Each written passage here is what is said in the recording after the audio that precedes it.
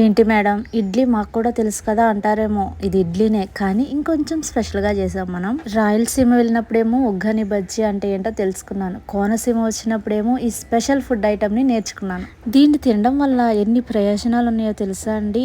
మనకున్న బీపీని, షుగర్ని చక్కగా కంట్రోల్లో పెట్టేస్తుంది. అలాగే మన లంగ్స్ని మంచిగా ఆరోగ్యంగా ఉంచేస్తుంది. అలాగే అల్సర్ను కూడా తగ్గించడానికి సాయం చేస్తుంది. వీటిని కోనసీమ సైడు పొట్టికలు అంటారు. నాకు రాజమండ్రి వచ్చిన తర్వాతే పరిచయం అయినాయి ఈ పొట్టికలు. నాకు ఇడ్లీ పిండితో చేసేది దిబ్బ రొట్టె తెలుసు కానీ ఇలా పొట్టికలు చేస్తారని మాత్రం నాకు తెలియదు. మనం నార్మల్గా తినే ఇడ్లీకి వీటిలో చేసిన ఇడ్లీకి చాలా తేడా ఉంటుంది. టేస్ట్ కూడా చాలా డిఫరెంట్గా ఉంటుంది.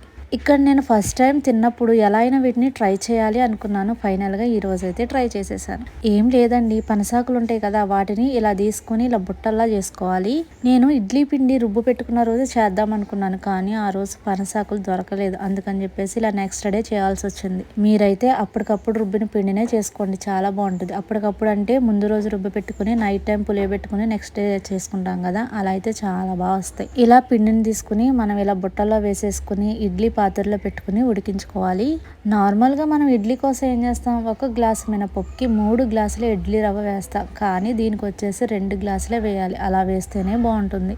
ఫైనల్గా మనకి పొట్టికలు రెడీ అయిపోయినాయి. అయ్యో మేడం, అసలు పొట్టికలను ఎందుకు అంటారు అంటే మీకు తెలుసా అండి, ఇలా పొట్టి పొట్టి ఆకుల్లో చేయడం వల్లనే వీటిని పొట్టికలు అంటారు. ఈ పనసాకుల్లో మంచి మంచి ఔషధ గుణాలు ఉంటాయి. వీటిని వండుకుని తినలేం కదా కాయగూరలాగా, అందుకని ఈ పొట్టికల్ని కనిపెట్టారు. ఇలా ఇడ్లీ పిండిని ఈ ఆకుల్లో వేసి ఉడకబెట్టడం వల్ల ఆ ఆకుల్లో ఉన్న ఔషధ గుణాలన్నీ ఇలా ఇడ్లీలోకి వెళ్ళి ఇడ్లీ అనేది మంచి టేస్టీగా ఉంటుంది. వీటిని 4 రకాల చట్నీలతో సర్వ్ చేస్తారు. ఏంటో తెలుసా అండి, పల్లి చట్నీ, దబ్బకాయ చట్నీ, బొంబాయి చట్నీ, కారపొడి. ప్రస్తుతానికి నేను అల్లం చట్నీ, పల్లి చట్నీతో తింటున్నాను. నిజంగా ఒకసారి మీరు కూడా టేస్ట్ చేయండి. మనం డైలీ చేసుకునే ఇడ్లీకి ఈ ఇడ్లీకి చాలా వేరియేషన్ అయితే ఉంటుంది.